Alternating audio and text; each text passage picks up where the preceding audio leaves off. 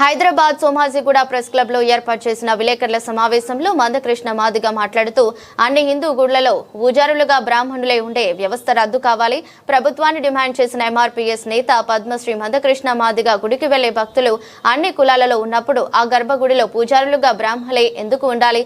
మా BC, SC, ST, ఇతర శూద్ర కులాలు కూడా పూజారులుగా ఉండేలా చట్టం చేయాలని డిమాండ్ చేశారు.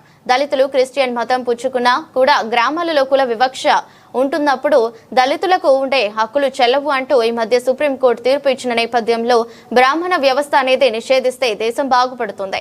ఇక నేను ప్రస్తుత ప్రజాస్వామ్యబద్ధంగా ఉంటున్న బ్రాహ్మణులను అనడం లేదు, కుల వ్యవస్థకు మత విద్వేషాలకు కారణమవుతున్న బ్రాహ్మణ పూజారి వ్యవస్థను మాత్రమే అంటున్నానని ఎంఆర్పీఎస్ నేత పద్మశ్రీ మందకృష్ణ మాదిగ తెలిపారు.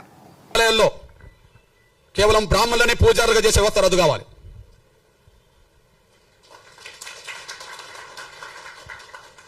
కేవలం బ్రాహ్మణులనే పూజారులుగా చేసే వ్యవస్థ రద్దు కావాలి. ఏంది అది పేటెంటా?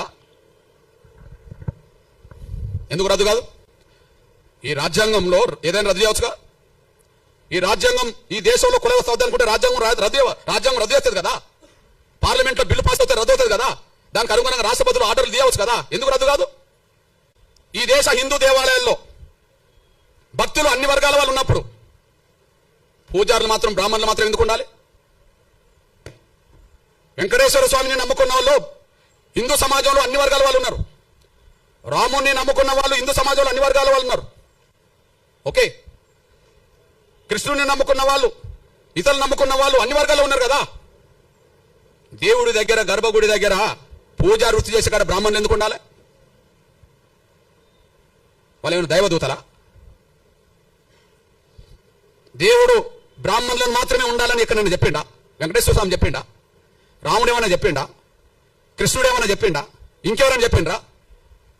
హిందూ దేవాలయంలో బ్రాహ్మణులు మాత్రమే పూజలు ఉండే వ్యవస్థ రద్దు కావాలా నా డిమాండ్. అక్కడి నుంచి కుల నిర్మూలకు దారితీస్తుంది. అక్కడి నుంచి సమానత్వం